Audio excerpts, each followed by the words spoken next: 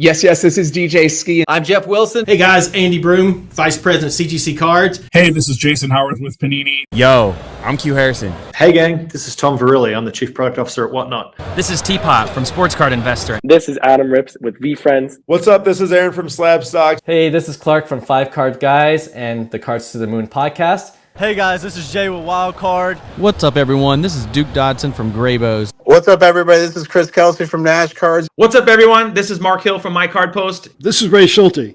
This is Chase Krim. This is Cody from Texas Roadshow Shop. This is Mark Aaron from WSB Radio in Atlanta, and you're listening to the Sports Card Strategy Show. I'm loving the content. Loving the content here. I'm loving the content here on the Sports Card Strategy Show. The Sports Card Strategy Show. The Sports Card Strategy Show. The Sports Card Strategy Show. And I'm telling you, the Sports Card Strategy Show. This is the Sports Card Strategy Show with your man, Paul Hickey. What's good? Be sure to subscribe for year-round advice on keeping your portfolio up to date. Part of the NoOffSeason.com Sports Card Network, the #1 place for advice on how to make money flipping sports cards. Thanks for tuning in, and remember, there is no off-season. There is no off-season. There is no off-season. And there's no off-season. You already know, there is no off-season. No off-season! All right, you ready to rock? Ready to go. When you get into this game, the reason why you pay someone like Paul Hickey to get your sports card strategy together is because sometimes when you're starting out, you need perspective, you need wisdom, you need insights. And so he's been around the track enough times where he can actually coach you up and guide you. Doesn't mean he's going to take you to the promised land tomorrow, but you now have a coach by your side that can advise and kind of even create these pathways where you can get the education yourself. And that's a lot better than thugging it out on your own. Thugging it out on your own. What? The kids better buy my rookie card now, because after this year, the price ain't coming down. Welcome in, everybody. I'm your host, Paul Hickey. It's time to sit back, listen, learn, and earn with me on the Sports Card Strategy Show. What's up, everybody? Welcome in to another edition of the Sports Card Strategy Show. I'm Paul Hickey. Happy Monday, November 25th. Hope you all had a great weekend.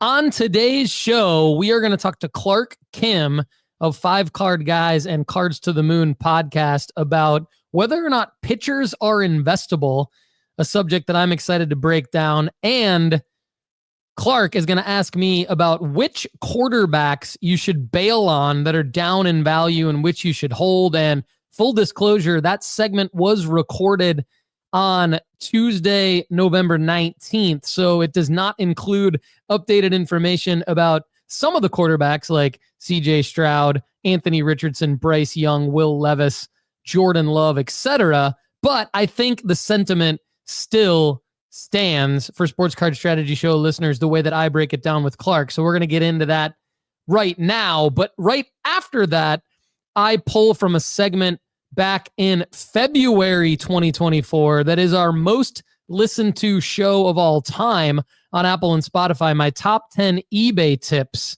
for buying and selling. So stay tuned for that at the end of the interview with Clark Kim. That'll be the end of the show. And what's cool about that segment is at the beginning of it, I talk about one thing that I would ask eBay to change, and then wouldn't you know it, they actually changed it. So let's get into it. First up, Clark Kim, Cards to the Moon. Take it away. All right, we're back with another joint collaboration, joint podcast with myself, Clark from 5 Card Guys and the Cards to the Moon podcast. And of course, we have Paul Hickey here, NoOffSeason.com and the Sports Card Strategy Show. So good to see you again, Paul. Good to see you too. Ready to go? Ready to go, man. Let's talk some sports cards. I'm excited. Yeah, and you know what? I've been getting really good positive feedback on our interaction, so I'm always looking forward every 2 weeks to see what we're going to talk about. And I kind of teased this last episode because we kind of ran out of time, but I'm going to just start right off the bat. And it's more of a football card question because, well, a lot of us Canadians, we don't really pay attention to football. Actually, the Toronto Argonauts just won the Grey Cup, and I didn't even know that. So they're our hometown team. So that's how much we pay attention to football. But I am on a fantasy football team, so I do pay attention to the NFL. And I know you collect football cards or you buy football cards. And you know, for the benefit of a lot of our Canadian listeners, from the Sports Card Strategy Show and even Cards to the Moon. I had a specific question, all right? And QBs get all the attention, right? And we're going to just stick with QBs. So my question is, at the beginning of the season, we might be high on certain QBs, and we might buy their cards in the off season. But now that we're more than halfway through the season, we've seen a lot of busts, and I'm wondering, at what point do you bail on a QB and sell for a loss? And I'm thinking of guys like Bryce Young, Trevor Lawrence, even Dak Prescott, Tua. I mean, the list is pretty long this year. Or do you just hold on to them hoping they turn things around? And Anthony Richardson's kind of a good example because he's been really doing well the last couple of weeks. Yeah, that's a great question. And certainly you're right. There's a lot of risk with football cards. I think that maybe I think each sport has its own element of risk. Football's risk is injury. Yes. Injury and underperformance, because you've got an 18-week season. I've always said that I think the NFL is the best soap opera on the planet mainly because of fantasy football. I mean, you've got like all the different injury designations and what do they mean, and you've got the press conferences and the news, and everybody really for the last like almost 30 years has been scouring to get all the information they can get for their fantasy leagues, which makes it super intriguing. And then on top of that, you obviously have the real football on the field, which is a great product.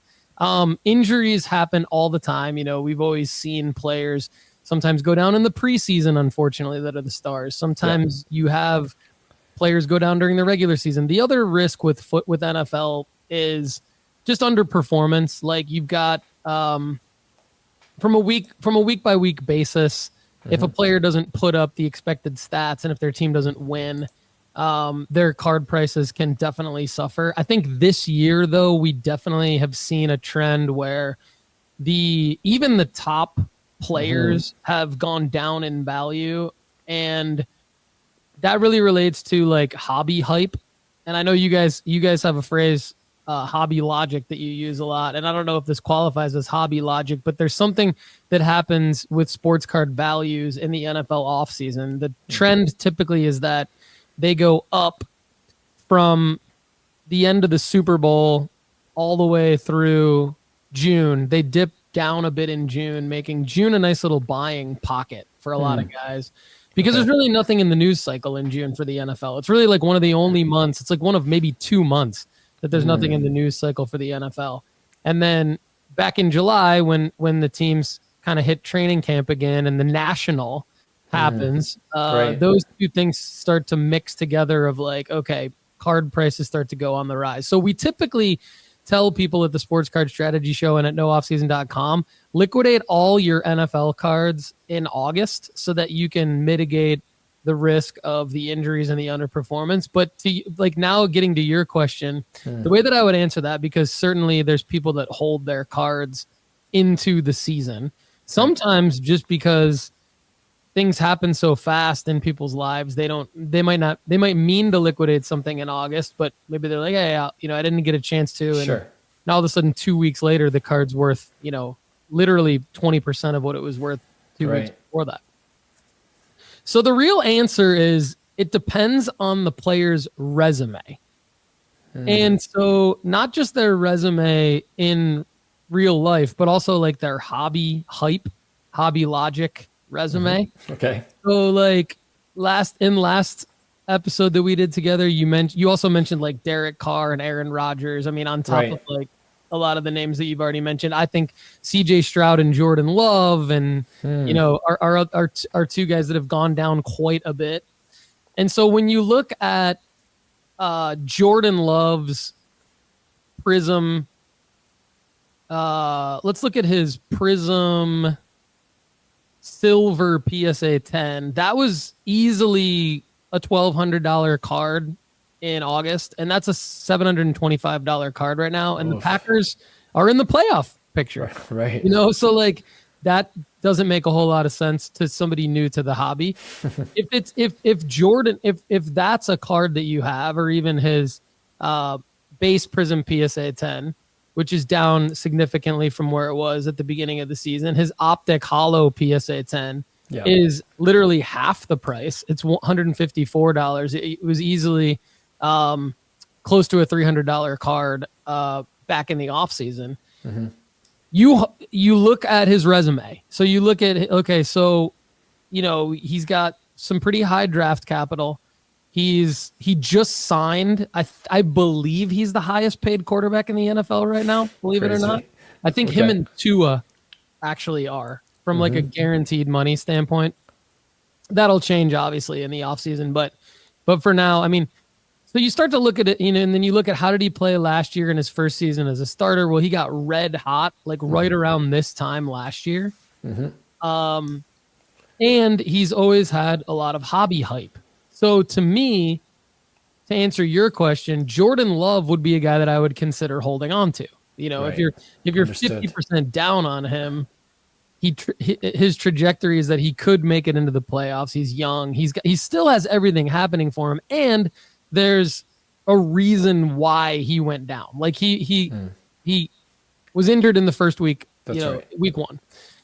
And so, okay. Now, I would also put CJ Stroud in that hold category because, and this is kind of shocking. I think I know some of the reason why this has happened in CJ Stroud's market. I think there are 2 main reasons.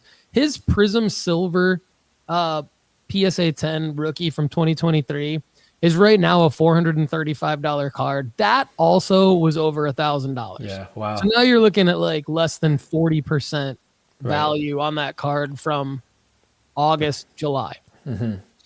What's interesting about CJ Stroud to me are 2 things. Number one, when the abomination that is Topps Composite Football was released, that skyrocketed CJ Stroud's amount of rookie cards to literally over 20,000 different rookie cards. That's a lot. So from where they were, I actually think I don't know for sure, but I think he was easily under 4,000, which is without Topps Composite, he was still going to end up having 7,000 rookie cards, but over 20,000. That's insane. Combined with the fact that even though the Texans are a very good team this year, he's not playing well. He's clearly going through like a sophomore slump of sorts in the stat column. But like Jordan Love, he's still on likely a playoff bound team. There's no reason why he shouldn't come back and have some spike weeks. And I don't know that 1 or 2 spike weeks will get him back to where he was in the valuations of his cards, but I do believe over the long term he will get there. And so he and Jordan Love to me would be holds. Now, you mentioned Anthony Richardson. That's an interesting one. Let's come back to him real quick. I want to go to Bryce Young. Bryce Young and Will Levis were hot. Yeah. They would have been great players to sell during July and August as well. Right. Many of us, including myself, I held a couple of each because I thought, well, hey, like, what if there is a spike week? Well, obviously the opposite happened with both of those guys. While people like Baker Mayfield and Jared Goff have like come back from, irrelevant, insecurity, insecurity, that's a great word, to now all of a sudden being actually like top players at the position. Yeah. I don't necessarily see Bryce Young and especially not Will Levis ever really having that kind of success. So to me, I think like we all have to do in cards sometimes, just cut your losses. I think I just don't know. Now, Anthony Richardson, I probably would have been very worried about him had he not had the week that he just had this past weekend. Yeah. Now, all of a sudden, it's a good example of what can happen. Like he comes out, he beats the Jets in a game-winning rushing touchdown in the fourth quarter in New Jersey, has 2 rushing touchdowns, throws for almost 280 yards and a passing touchdown. Now it's like, okay, this is the guy that we all thought he was. The problem with him is going to be inconsistency. He's going to have some really bad weeks. He's probably going to get injured again. So I would say, depending on how far you are into Anthony Richardson cards, now might be a good time to sell. If you're not too far underwater with him, or it might be a good opportunity to at least liquidate some of your Anthony Richardson portfolio to mitigate some risk that it could go back down again, because he is up, to your point, in most of his top cards are up at least 38 or more percent over the last 14 days. In his like top graded, his top PSA 10s basically are all up 38 or more percent, including his Prism Silver PSA 10, his Optic Hollow PSA 10. So you can get some of your money back. He's a tough one though. He could be one where maybe you buy him on the way up potentially, because his Prism Silver was a $500 card in August. It sold actually for almost $600 a couple times. It's only $173 right now. That might not be a good little, that could be a good little quick flip to get that under 200. Maybe it goes up to 350 and then you sell it. Yeah. Low risk move there if you're looking to maybe kind of go the opposite way, go against the grain. But I think with like some of the other guys that you talked about the last time we talked, Aaron Rodgers, Derek Carr, and let me know if you have anybody else on your list.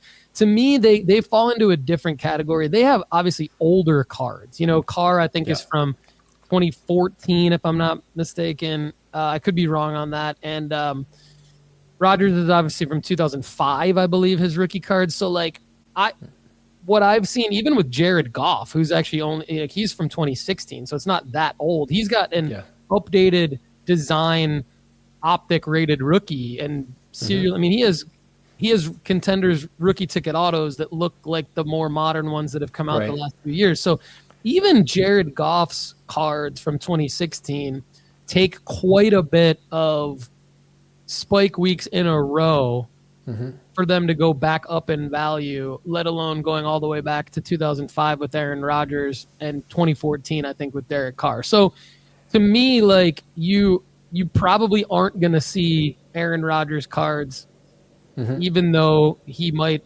be considered one of the top quarterbacks of all time when it's all said and done. Unfortunately, I don't like the guy. If anyone's ever listened to the Sports Card Strategy show, they know that. But Derek Carr too, I just don't see them. I think you probably just need to get rid of those guys because I think they're on their way down. Okay. No, that's a great lesson. And you know what? The key things I got were I'm going to buy Jordan Love and CJ Stroud. It looks like a good buy low opportunity. Buys right now, man. I think they're great buys. I mean, and so with Trevor Lawrence, Trevor Lawrence is another great one that you mentioned because I kind of forgot about him. Right. He has so many rookie cards. Yeah. He had his own set with Topps before Topps, was even really making football cards again in 2021. And then, of course, Panini printed the crap out of him. And he had a lot of XRCs, like Leaf and Pro Set did a lot of Trevor Lawrence cards. So he's just he was very, very overpriced, expensive to buy into, has drastically underperformed.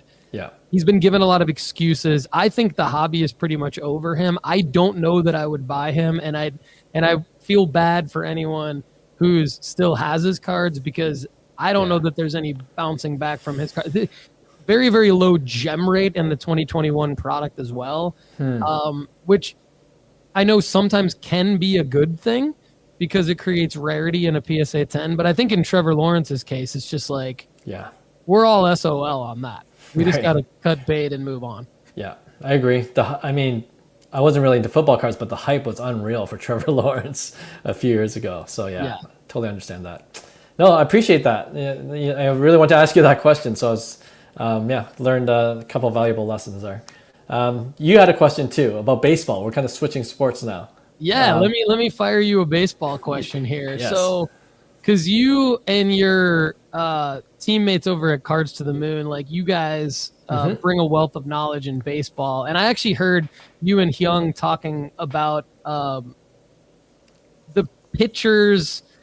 Obviously there hasn't really been a big market for pitchers. They haven't been investable in recent years. But I heard you guys kind of mentioning with the emergence of Paul Skeens, with obviously Ohtani, right? Being the dual threat or multi-threat that he is, not just dual threat, but just, he can basically do it all. And then you've got guys like, Yamamoto coming over. There was some hype around him. Yeah. Roki Sasaki could be like the next guy that falls into the Otani and Yamamoto category coming over from Japan. Yeah. And then even Kumar Rocker sort of comps to a guy that could be an investable pitcher. So my question for you is like, has Paul Skeens and his success changed the landscape of pitchers potentially becoming investable? He's obviously not the first pitcher to be taken number 1 overall in the draft and have hype around him, but he has been really the first pitcher that the hobby has gravitated to as an investable pitcher. So what do you think in terms of what the market looks like for pitchers moving forward? Great question. And this is, I think it was on our last podcast episode. We have a friend, his name's Chris Begg. He's the host of the Apple Taco podcast show, and he was a professional pitcher. He was drafted by the Giants, I believe, San Francisco Giants. And last time he was on our podcast, we were making fun of him for saying, pitchers, you just can't invest in pitchers, and it's just a risk. And it's like, injury risk is higher with pitchers because they obviously throw the ball a ton. But honestly, I think Paul Skeens has definitely changed the narrative. Like I think one of the reasons why Paul Skeens has been able to really change the narrative is his sheer dominance and doing it in his rookie season. Just it's been incredible to watch. And at the same time, for me personally, Young might feel a little differently because I feel like he's more all in on Skeens and just like really looking again at pitchers as an investable asset in the hobby. But I'm still tiptoeing closer to the line of whether like Skeens would be a good guy to definitely invest in. But and he just won Rookie of the Year yesterday as of this recording, right? So the hype is building on Paul Skeens, and everyone's looking forward to seeing him in year 2. And that certainly brought attention. And you mentioned some good names like Yamamoto. Of course, he just won the World Series as well, so he's building his resume. And Roki, of course, is going to be. Sadly, he probably will play for the Dodgers too. So that's going to be a championship caliber team. There's something real to it. But at the same time, I am personally just, other than, I feel like those are the exceptions still. That's my personal point of view. I think just the fact that pitchers are throwing a lot harder.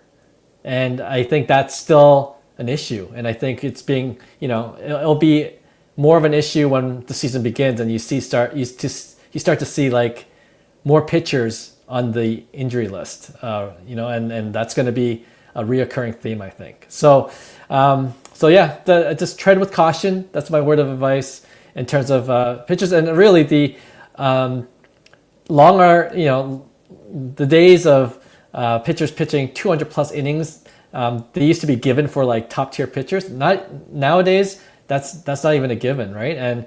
And the ones that you can really invest in are the ones we keep repeating on Cards to the Moon is Clayton Kershaw, Justin Verlander, and Max Scherzer, the sure Hall of Famers. They already got their resume. Everything that they're doing now is just bonus, right? But these newer pitchers coming up, sure, they could maybe pitch 200 innings this season, but how many consecutive seasons can they do that? It's really hard to do that these days, just by how hard they're throwing and the mechanics and even if they're not throwing that many innings, even if the coaches are maybe a little more progressive and they want to give them rest and maybe only have them pitch 6 innings max, then that also limits their upside because they're only pitching 150 innings a season and they're getting great starts out of them, but they're definitely not getting the strikeouts, the counting stats that used to matter a lot for pitchers, and the 3,000 and wins are hard to come by as well because it's so random to, if you're pitching less, a lot can happen during the middle and late innings that get you out of that win column, So all these things I think contribute in the long term in terms of like which pitchers will actually be really great investments because a lot of them will have, I believe, sadly, shorter careers than what pitchers like Kershaw, Verlander, and Scherzer have now. And that's kind of in a nutshell. But it's exciting while it lasts. I mean, short-term flips, I think Paul Skeens is worth the risk, in my opinion. He just is so dominant. He kind of reminds me of Pedro Martinez back in the day when, it just seems like no one could hit his pitches, and it's so fun to watch. It's last thing I'll say is, usually watching dominant pitching is boring when you go to a baseball game. It's like, oh, it's a 0-run score for the other team. But when a pitcher is dominant, striking out double digits, you're like, wow, okay, let's see if you can strike out number 11 and 12. When you're actually rooting for the pitcher, that says something about the pitcher's talent and how he's kind of a step above the rest. So Skeens is kind of in its own elite category right now, I would say. Yeah, that's a great breakdown. I mean, a lot of good stuff right in there. I mean, I think we get a lot of questions on our premium podcast and about baseball, and one of them came up recently: why aren't pitchers investable? And I think you just named so many good reasons why they're tricky investments. And I love the proceed with caution that you're talking about, because I think one of the things that happens in the hobby is that people definitely try to find the next person, which I'm a proponent of, but I think there's some potential danger in doing that. People are trying to find the next Caitlin Clark right now. People are trying to find, and so a couple follow-up questions for you on the pitchers. If you had to pick one out of the names that we've talked about, say Kumar Rocker, Yamamoto, Sasaki, even Ohtani coming back as a pitcher, I'm curious to your take on how he's going to do in 2025 with his card values. Yep. If you had to pick, or maybe it's someone I haven't mentioned, if you had to pick a pitcher that you think is most likely to be the next Paul Skeens in the context of maybe not as dominant, but in the context of his card values will go up in the next year, would you say, would you stick to your Scherzer, Verlander, Kershaw 3 and that's it? Or is there a name outside of those 3 that you would take a flyer on? I'm pretty conservative when it comes to pitchers. So the 3 I mentioned, the sure Hall of Famers, they're always on my watch list. And Kershaw, he's definitely gone up, but he's been injured much of last season. He'll probably make it, I'm thinking, 1 more season, maybe 2, and so he's going to retire soon. And I think he's a great buy because his card prices have certainly come down a little bit.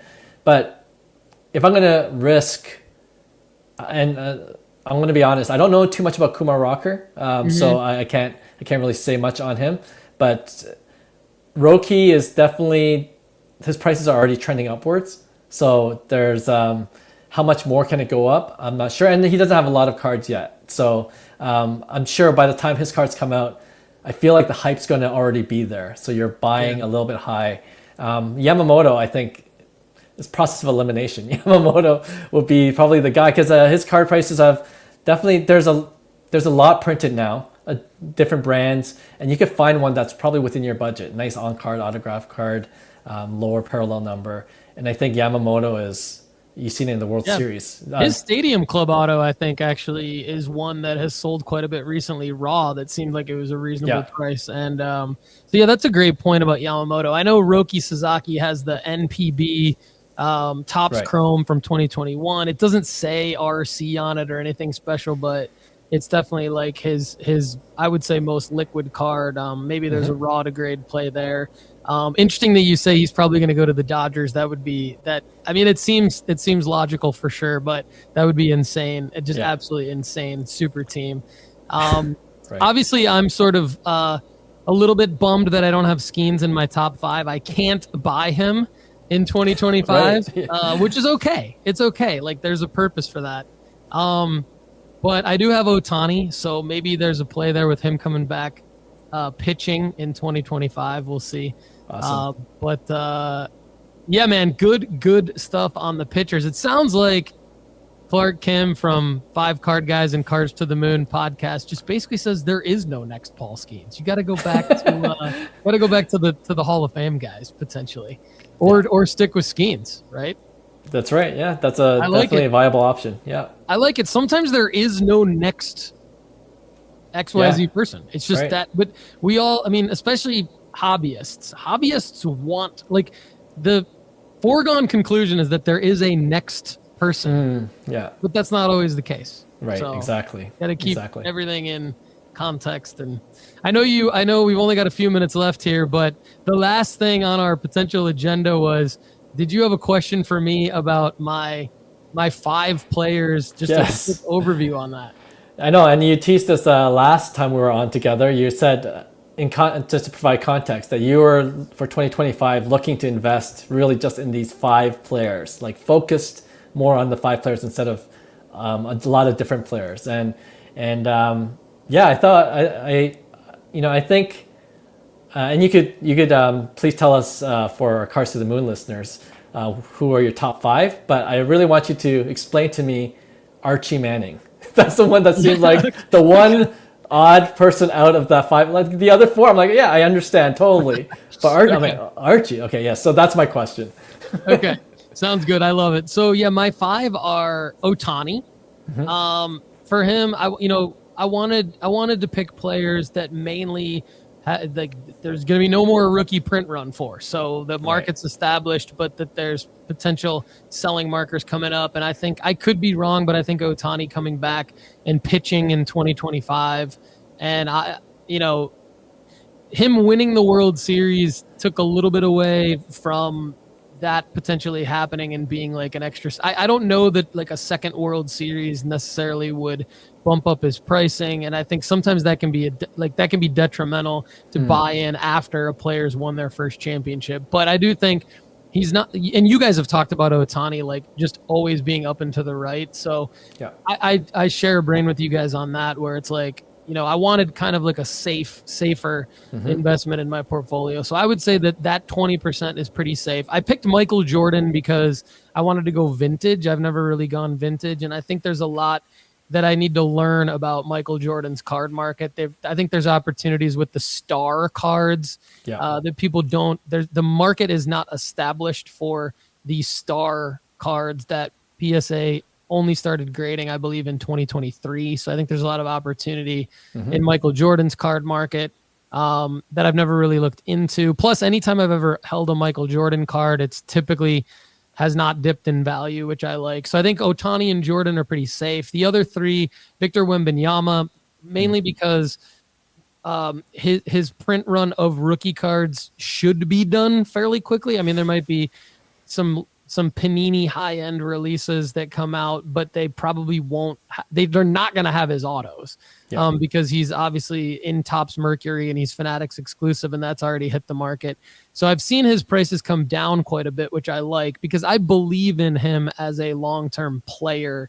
I believe that he's going to have a quadruple double. I believe that's going to be a significant selling marker. I think the raw to grade is going to be there with his base cards, but then also I think his Prism Silver right now is underpriced compared to where it'll be when he eventually makes a playoff run. I just think he's the real deal as a player, so I wanted to keep him on my list. Plus, I always say don't buy into a player's rookie cards really until maybe 3 to 6 months after their last rookie card has come out, because that's typically when you can get their true market. So the other 2, Caitlin Clark, just because I believe that she's kind of an anomaly, almost like Shohei, where I just think she's going to continue to rise in value. And then I'll get to Arch Manning here at the end, but I gave myself 2 hall passes because I had a lot of people reach out to me and say, you need to give yourself some kind of hall pass in case there's some kind of opportunity that comes up in the next 14 months so that you don't miss out on it. And so I disagreed, but I also kind of agreed with that thought. And what I decided to do, I didn't want to give myself that where I could just buy anything based on what comes up, because that actually kind of defeats the purpose of what I'm trying to do. So what I decided to do is allow myself to buy into 2 individual additional players, but only for their Topps Now cards. Maybe Panini Instant, but probably only Topps Now. And that's Cooper Flagg, who is going to be the number 1 overall pick in the NBA draft, and Shedeur Sanders, who is just going to generate a lot of hype potentially with his NFL draft coming up. Now, Arch Manning. So Arch is the nephew of Cooper. So, sorry, Arch. Let me say that again. Arch is the son of Cooper. He's the nephew of Peyton and Eli. That's right. Yeah. And he was the number 1 overall high school player coming out in his class a couple years ago. My thought with Arch is, believe it or not, he actually has had cards out for almost the last 2 years. So he actually has a pretty established market as well, almost like Wembanyama. And on top of that, anytime he hits the field, which he's barely done, it's been Arch Madness. We've coined it Arch Madness at the Sports Card Strategy Show. And so I want in on more Arch Madness, and I think when it's going to happen is what I want to happen is I want Quinn Ewers to finish out the season as the starter, to stay healthy, and for Texas to do whatever they do in the college football playoffs. Kind of doesn't matter. Then what I think is going to happen is Arch is going to be the starter going into next year. Texas is going to be ranked in the top 3 or 4 based on the fact that they're Texas. Yeah. And because his last name is Manning and he plays quarterback for a top 5 college team, when he is named the starter going into 2025, it's going to actually come in full circle on us, Clark. It's going to be sell his you-know-what before the season starts. There you go. There it is. So hopefully it is a quick flip on Arch Manning to answer your question. Makes sense. Oh, that's a good list. I enjoyed that episode. If you haven't listened to it, go to that episode on Sport Card Strategy Show. It's it's worth a listen for sure. Thanks, man. I look forward to talking to you again soon. And thanks everybody for tuning in. All right. Thanks, Clark. That was awesome. Really, really enjoyed it. Now let's get into my top 10 eBay tips for buying and selling sports cards, which aired originally back in February 2024. It is part of our most listened to episode ever here on the Sports Card Strategy Show. So I wanted to replay it for you because I think most of these are still relevant. You will see that one suggestion that I talk about right away has already been implemented, which is cool since I suggested it on the Sports Card Strategy Show. Maybe somebody over at eBay actually listened and that's why they implemented it. Maybe not, but either way, it's there now, which is awesome. And then my top 10 tips for buying and selling do include some information about the old eBay vault, which is now the PSA vault. So we are going to update that information for you, of course, at sportscardschool at nooffseason.com. So without further ado, let's get into my top 10 eBay tips for buying and selling sports cards, originally aired back in February 2024. Mine is, why won't you let us turn a buy it now or best offer listing into an auction? Why won't you just let us convert it into an auction? Why do I have to spend the extra time taking down a buy it now or best offer listing and then reposting it as an auction? That is just absolutely maddening. It's maddening. I'm all about efficiency, and I don't want to have to spend extra time doing extra things that I've already done. So let's get into more eBay tips. Today's episode is called Top 10 eBay Tips for Buying and Selling Sports Cards. eBay is the market, everybody. eBay is the market. eBay is the marketplace for sports cards. And here's some data to back that up. As of February 1st, 2024, eBay had nearly 46 million listings for sports cards alone. 45,706,682 listings for sports cards alone.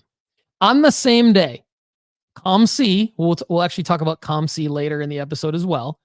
We're not just exclusive to eBay here on this episode, although we will count down my top 10 eBay tips for buying and selling sports cards. ComC had approximately 6 million listings on that day.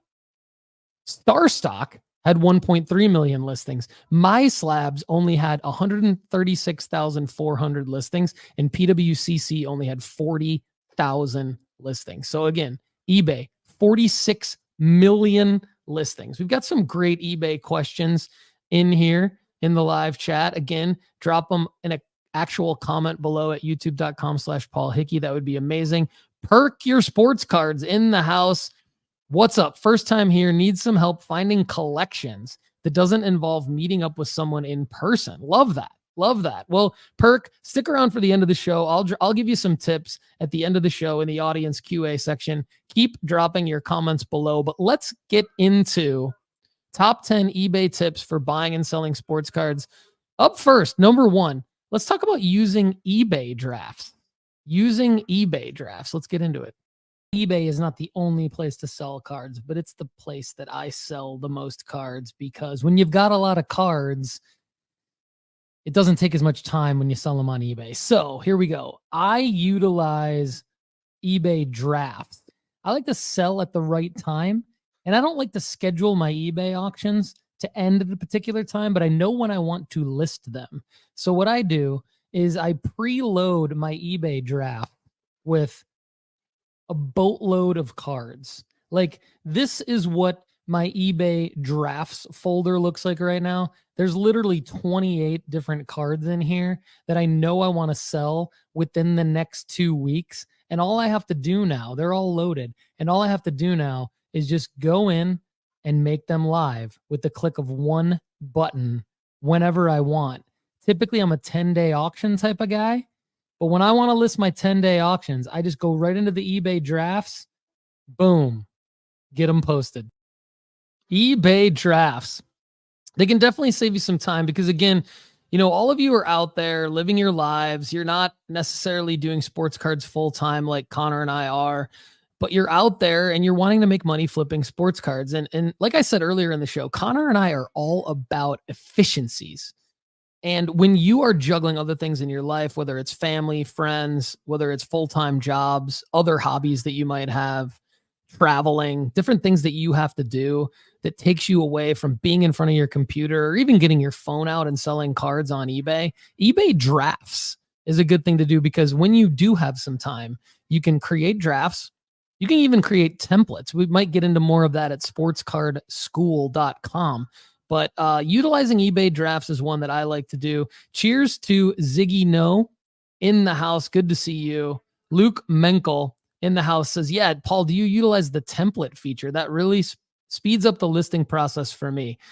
Luke Menkel, great call. Great call. I love the template feature. That's another one. I mean, there are so many great eBay tips, and the template feature for sellers is a great tip as well. That is where you can save a template and then just reuse it over and over again. And there's actually another one coming up in this countdown of my top 10 eBay list, that eBay tips for selling sports cards, Luke, that is similar to the template. So we're going to get to that in a second. But up next, let's talk about misspelled names and how to handle commonly misspelled names.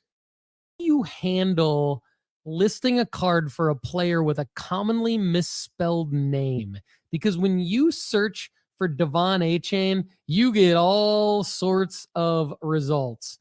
You get people spelling his name all kinds of ways. Now, when you look at it, the actual spelling of his name, it is going to be, per his card, DE apostrophe capital VON. Now, when you make a search for DEVON, for example, you get a lot of listings.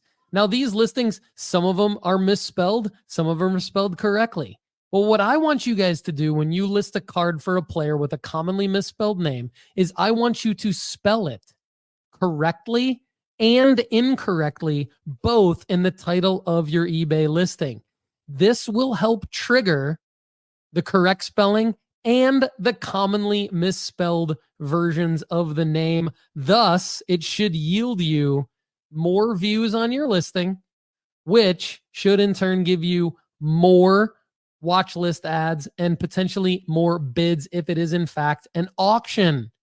So you should get more action on your eBay listing when you list Devon A-Chain, for example, as DE apostrophe capital VON, then DEVON A-Chain in the title, along with the rest of the information that you want in your listing. Now, an astute buyer of sports cards like Andy Kaysen will probably tell you that if you reverse engineer this as the buyer and you start searching for misspellings of a popular player, you probably will have less competition to deal with.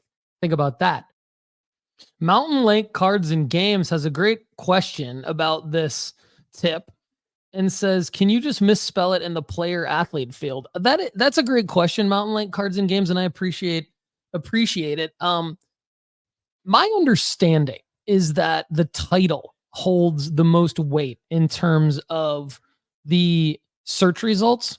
And so as a seller, I want to make sure that I put everything into the title that somebody is likely to search for. And so for a commonly misspelled name, I want to make sure as a seller that I am spelling it correctly and incorrectly in the title. I do not believe that simply misspelling it in the player athlete field will actually do that. I think that, and Luke Menchel adds here, you don't need to put the misspelling in the title. You can actually put it anywhere in the listing, description, item specifics, etc. Thanks for adding that, Luke. I appreciate the conversation about this. And again, Luke and Mountain Lake Cards and Games could totally be right here. I'm just telling you guys based on my own actual experience. I have had more success, and it could be that it had to do with the card, right? Because it could depend on the card, but I have had more success with putting the misspelled name in the title along with the correct spelling of the name. O'Neal Cruz, Bowman Chrome First, 2016, Auto, PSA 10. His name is misspelled, and I spelled it correctly and incorrectly along with his last name in the title, and I did very, very, very well on that card. Also, so I believe that while I know Luke Menchel in the chat is saying that sometimes you can get wrong results because of that, that is where I believe as a astute buyer, and this is what I said at the end of the tip, as an astute buyer, you can reverse engineer that. And if you actually make searches with the misspelling and find results that only have the misspelling in them, and I've done this a lot, I typically find that those are the results, even for the same cards, that have less watchers and less bids on them. So I believe that as a seller, you should, based on all of this information and based on my experience with it, you should put the commonly misspelled name, whether it's a first name or a last name, happens all the time. Jamar Chase is a good example. O'Neal Cruz. I talked about Devon A-Chain. So there's a lot of different examples of this. I would put it in the title with both the correct spelling and incorrect spelling. But hey, guys, you know what? Do your own experimentation on this. And I mean, I kind of agree with Luke Menchel here. There isn't a wrong way as long as you have both. I agree. Good morning to Jason Miyazaki in the house. Good morning to Chad, the Chad _23.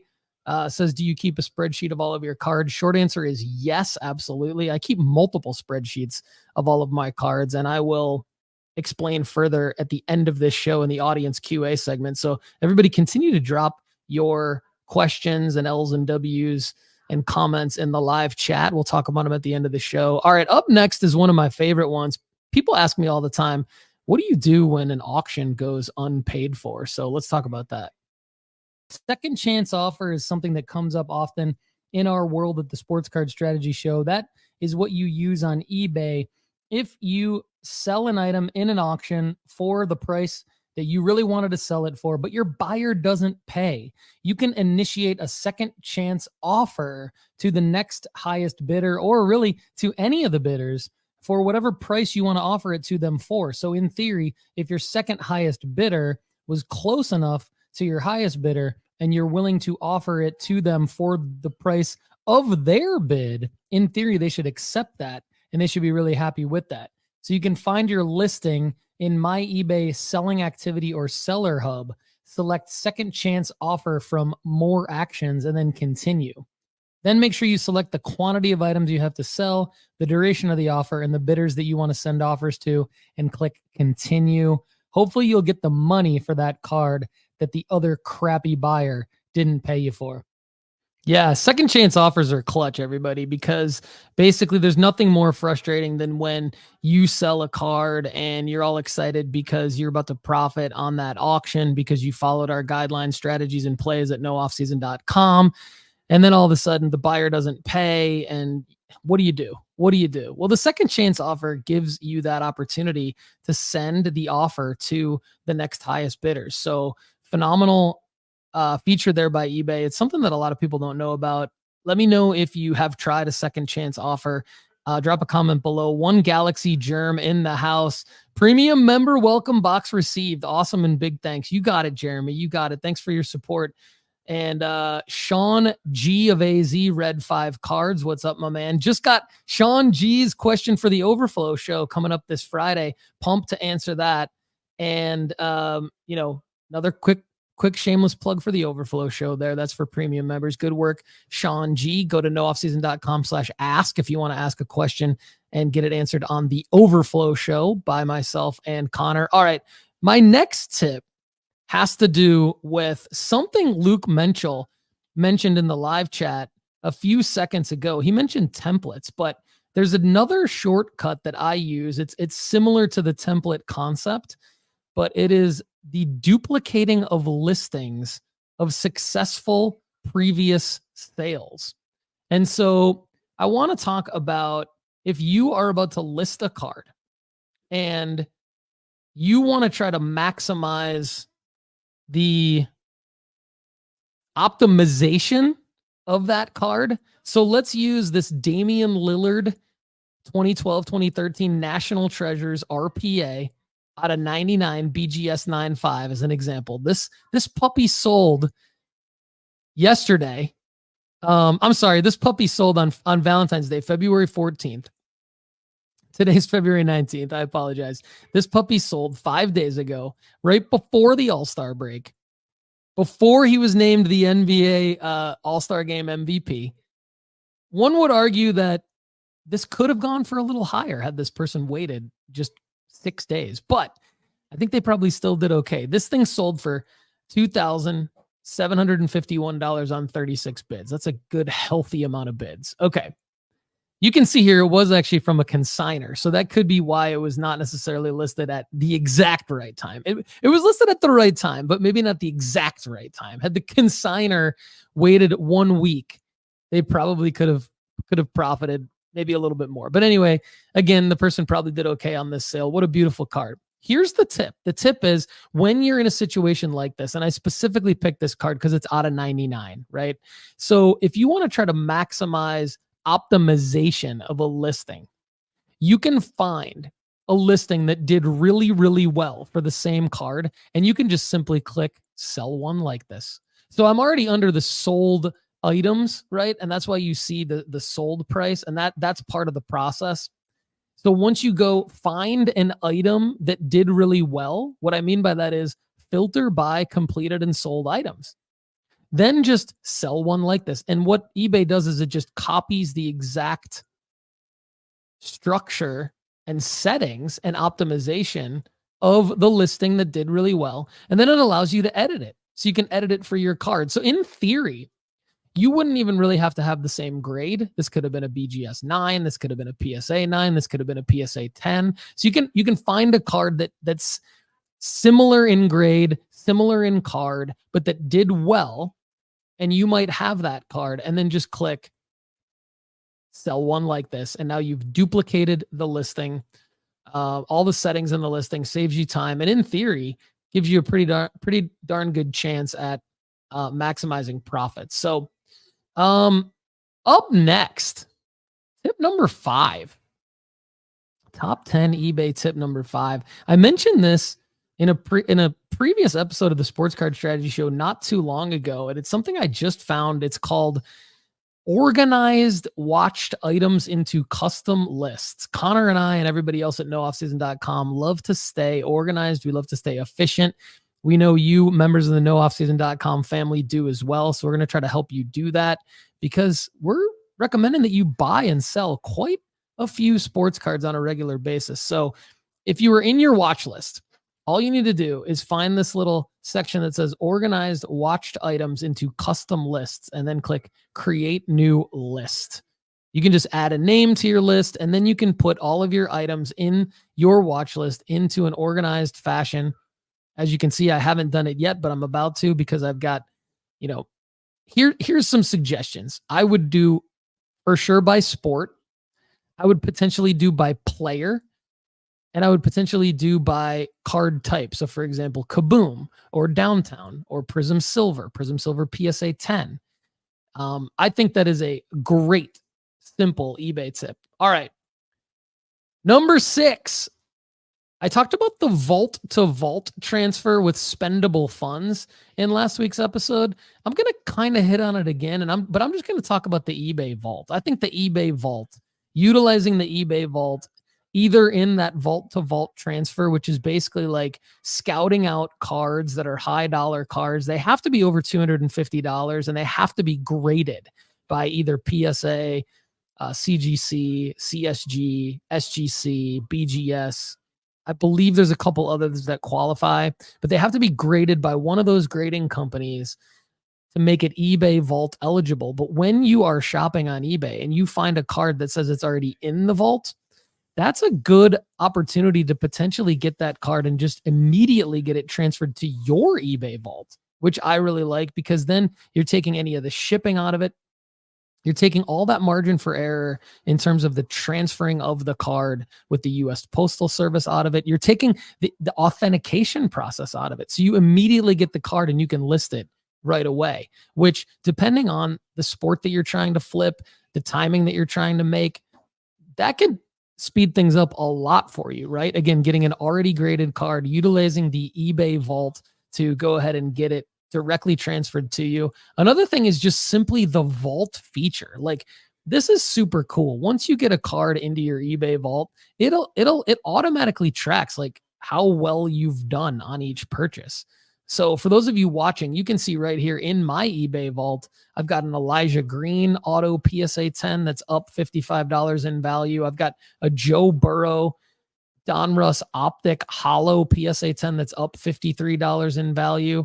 I've got a Shedeur Sanders PSA 10 that's up $47.50 in value. I've got some other cards that are down. I've got a Shedeur that's down $6. I've got a Jalen Hurts that's down $82. But in general, the eBay vault gives you essentially like your own my collection type feature tracking for your higher dollar cards. So I really, really like that. All right, up next, eBay tip number 7. Let's talk about why we would save sellers. Let's get into that. Saving sellers. What I mean specifically is for those of us that want to buy a bunch of raw cards and send them in to get graded at most likely PSA, a good idea is to find sellers that only list raw cards. And then when you buy from them, and in fact, the card you buy is in good enough condition for you to submit it to PSA and hopefully get a Gem Mint 10, save them as a seller, because chances are they don't grade their cards. Now, conversely, when you find a seller that has mostly graded cards listed and you buy a raw card from them, my guess is that that seller either didn't submit it to PSA because they didn't think it would gem, or they cracked it out of a PSA 5, 6, 7, or 8 and are selling it raw because they know they can get more money for it raw. Save your eBay sellers that list only good raw cards if you're a grader. That is a good way to potentially get some Gem Mint 10s at PSA. At least it's a starting point. Yeah, so I mean, saving eBay sellers is not necessarily going to ensure that you're able to profit from those cards, but just in general, it's a good practice to save sellers that you've had not only good experiences with, but that typically list the kind of cards that you want, because it just makes the process for searching for cards more efficient. And one other little add-on tip to that is it can make combined shipping very possible. Being able to buy multiple items from one seller and then get combined shipping from that seller is a great idea to save on cost, build up efficiency, and saving sellers can help you do that. So up next, eBay tip number 8. Let's talk about an interesting concept here. This is sniping buy it nows. How is this possible?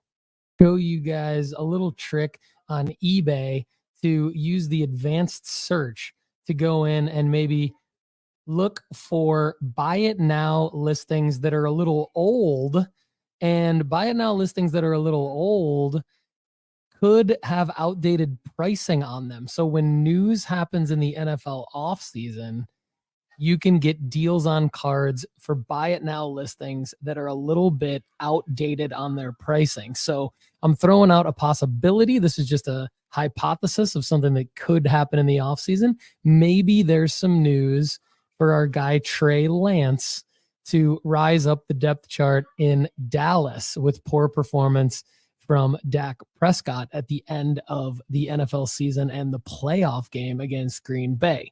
So that's just an example. This can happen at any given time based on news in the NFL or results of games. So what I want you to do is go up to the advanced search up at the top.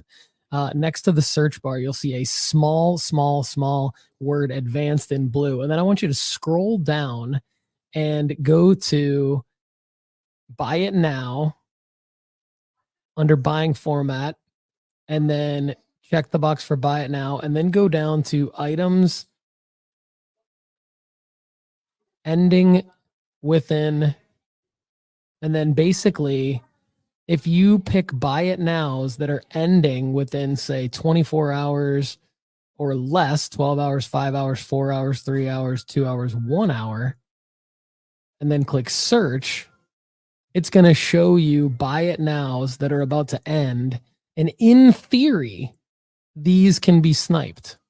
Now, you're not always going to be able to bank on the fact that the buyer listed it at a low price anyway. A lot of people list buy it nows at high prices anyway to avoid this from happening. But a lot of times people will just list cards to sell based on recent comps. And then based on the news cycle, those cards start selling for much more. And so you can go use this tactic to just search every now and then. And you can even save these searches based on player and the parameters of the advanced search that I showed you. So yeah, so that's not the only thing that you can use the advanced search for. You can use the advanced search for a lot of other efficiencies that you can gain in your eBay buying process. And in theory, you could also snipe buy it nows the other way around. So new listings, right? Like I mentioned in that tip, older listings that were about to expire, but you could also do the same thing with newer listings, the ones that